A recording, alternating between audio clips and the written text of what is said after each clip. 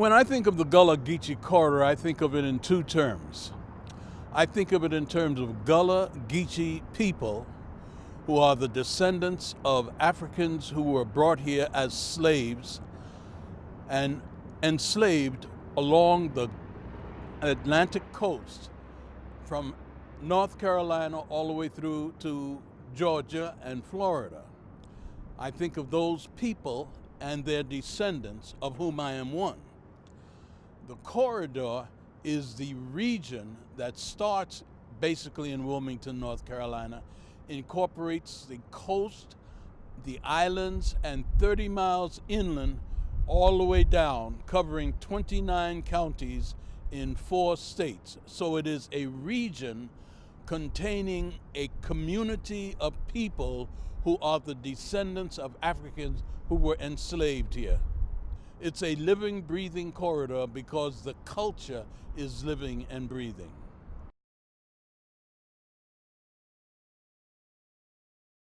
The Gullah Geechee corridor has been in harm's way from the day it was founded. It was in harm's way from those who were used to and wanted to exploit the people. Subsequently, after emancipation, or as the old folks would say, after peace declare, the people were under threat from a growing interest in the property and the islands that they occupied. What the people did not understand as fully was that they were also under threat by environmental changes, which they saw as just normal normal environmental processes. People would go on the island and they would go to the beach and there'd be less beach. So to them it was less beach. It wasn't like it was being taken away. Or in other cases, we're standing right on the Savannah River.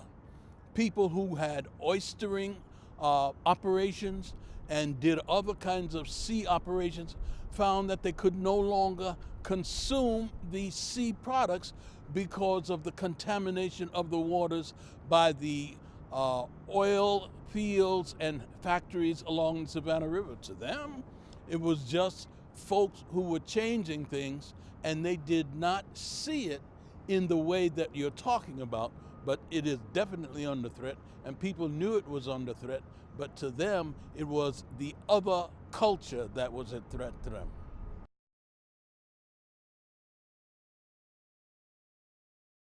Well, first of all, we have to do more to preserve the Gullah Geechee culture, the people themselves. We have to develop more effective strategies of helping people at the grassroots, the people who are indeed the cultural carriers, to understand the significance of what they carry, so they can begin to hold on to it even more than they do now. In the process, we have to develop strategies to build trust, confidence, and respect between that Gullah Geechee culture and the larger society. There is a lot of mistrust because the culture itself, Gullah Geechee, is a very private culture. For a long time, you could not do or say things that the larger society was aware of because that was a threat to your existence. That same privacy, that same suspicion gets transferred to the larger society because we have always been under threat. So building trust, building confidence, educating, and making people more aware of the generic nature of the threat of climate change and sea level rise. It's not simply, quotes, the white man and his ways. It's the ways of the world that they must know and understand. But we simply can't announce it or put it in a brochure and expect people to believe it. They won't.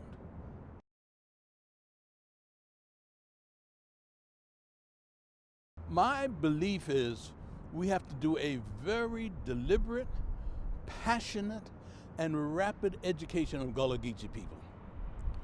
We must help them to get to the point where they are even more in control of their lives and their future, but in the process they are learning how to cope with the day-to-day challenges and the larger societal and environmental challenges. That leadership must come from within the people. Now, in the process, we have to build bridges to other communities, and those bridges must be replete with trust and respect. But we just can't have people come in saying, we trust you, we respect you, now believe what we say, because in the past, all that meant was they're coming to get our land, they're coming to get our culture, and we don't want them.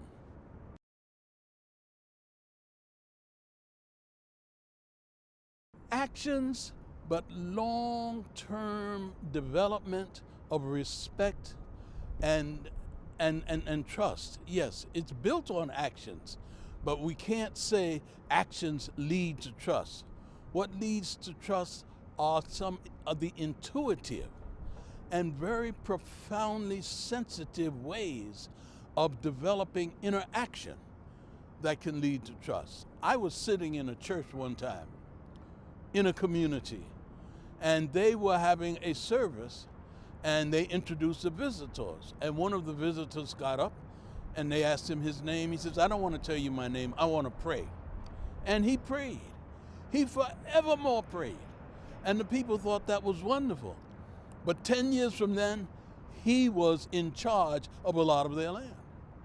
So the prayer was his awareness and knowledge that he could dupe the people. That's not an action I would consider a viable or reliable way to go.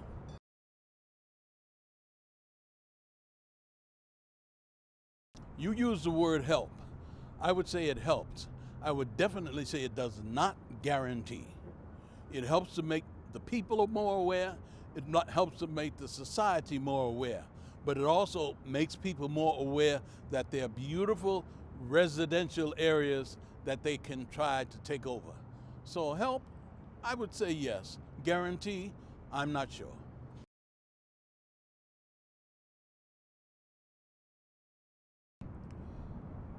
To protect them from the inundation of seawater, are there specific ways? I would say that yes, there are, but I have to build on experience. The recent Hurricane Matthew was a lesson to a lot of people. Before then, Hurricane Hugo. My father, who lived on John's Island, would not evacuate in Hurricane Hugo because we always were there. There were always hurricanes and we always survived. Many people I know of did the same thing with Hurricane Matthew, but they saw a different level of intensity. They saw a different level of destruction.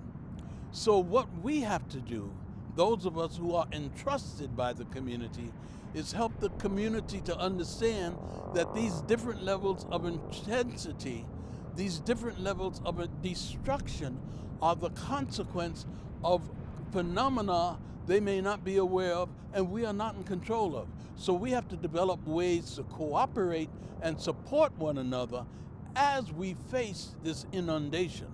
But as we face it, we must also deepen the kinds of things that lead people to say, we want to stay here.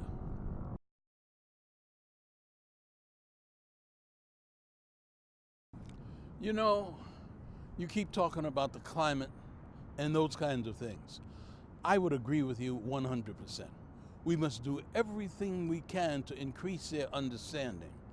But at a far deeper level, we must do everything we can to increase their understanding of the rich cultural treasures they hold.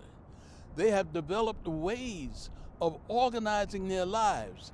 They have developed ways of reconciliation and education to help build their lives. They have developed ways of utilizing the sea, utilizing the water. I saw men who used wild porpoises to herd fish.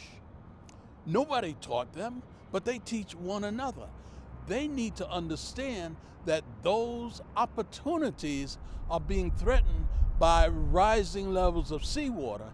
And in doing that, what we're talking about is not saying you gotta watch out for the rising levels of seawater. No, you gotta watch out for the things that keep you from getting to the porpoises so the porpoises can drive the fish to you. It's a matter of interpretation.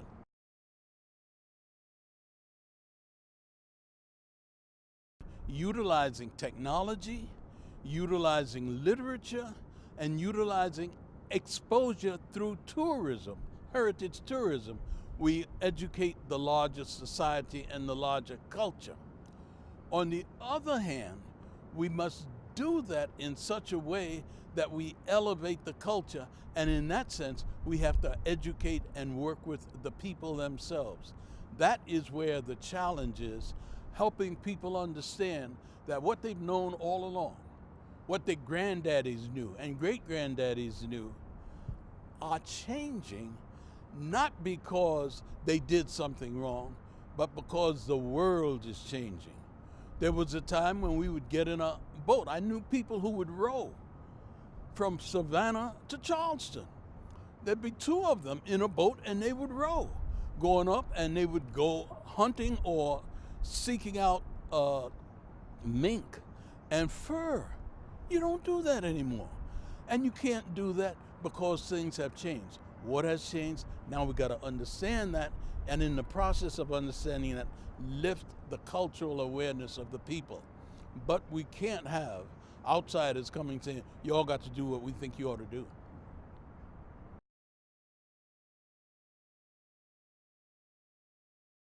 I'm not sure I can go through it all, but I would say the most important thing is for people to recognize that they need a sensitive awareness. They need to study the experiences of the few who have been able to help us overcome, and recognize these are people who didn't tell us, but who listened to us. You take a Septima Clark, who taught people to read, adults, on John's Island and around. These were people who were illiterate. The county had come repeatedly and conducted adult education classes. People didn't learn to read. Because the county decided that if they were going to teach people who are adults to read, you bring Scots Fordsman's readers. Run, Spot, see, Spot, run. Run, Spot, run. People didn't learn to read. Septima Clark came and did one thing that showed very intuitive and sensitive understanding. She said, what do you want to read? Nobody asked them before, because they don't have respect for them. They think, I know and you don't. And the people say, we want to learn to read the Bible. We want to learn to read the Sears Roebuck catalog. We want to learn to read these so-called policies that Policy Brown come by every week collecting a nickel for. We want to learn how to write money orders so we can send money to people that we need to send money to. And when the Bible, the Sears Roebuck catalog, the insurance policies, and the money orders became the curriculum, you know what? People learn to read. That's respect. I keep putting the emphasis on respect, and as Langston Hughes would put it, listening eloquently. The larger society doesn't know how to do it. That's why I have a difficulty with them.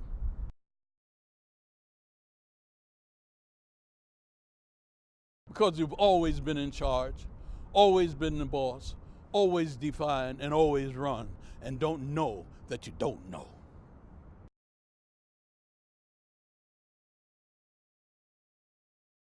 Well, you know, there is a very close and intimate connection between the people and the land. I mentioned people going out into the waters and attracting porpoises to help herd fish or drive fish toward them. That is an intimate connection between the environment and the survival of the people. I've seen people plant slip potatoes as compared to, potato seeds. And they plant in a certain kind of way to catch the sunlight at a certain time. I've seen people do other things in which they depend on the woods and the waters for their survival. They know full well how to survive in these conditions. All along, they have been doing this on St. Helena Island, or as we say, St. Helena, or other islands. What we need to try to articulate is that in holding on to these things, they are holding on to more than a way of life. It's not simply culture as a way of life. It's culture as survival and as future vision, so that you walk the water, walk the land, you tread the waters, and you understand that there is your life. I was once in a community where I had to go across the water in a small boat I had, outboard motor, and the people said to me, they said, "Fessa, there's a road down there. There's a road down there, you just need to know it." They were talking about the channels. And you have to know the channels so you don't end up on a bank when you don't want to be there. And what I'm trying to say is almost intuitively they know that. I have been in communities where you see rattlesnakes on a regular basis. Nobody's ever been bitten by a snake. I say, how do you train children so that they don't end up getting bitten by snakes? And they say, just so. But then when you look at how they organize their lives, how they communicate, how they socialize, you realize that sometimes when they're telling stories and enjoying an evening, the eye contact is with the children on the outside of the circle, and they are teaching those young people. So they get through the land. And the classic for me is watching men and women work together to plant and grow and do other kinds of things in such a manner that it is almost intuitive that you know how to do this. One of my colleagues says that he is not only a farmer, he has an almanac. Well, he doesn't have an almanac like you might have an almanac. His almanac is the letters his grandparents and others would scribble to relatives in other places saying when they plant and what they plant and where they plant and how you go out and you cast and you get your swimps, meaning shrimp. What I'm saying is, it's not like it's the land, the water, and the community. It's all of it as one, and the continuity is unbreakable.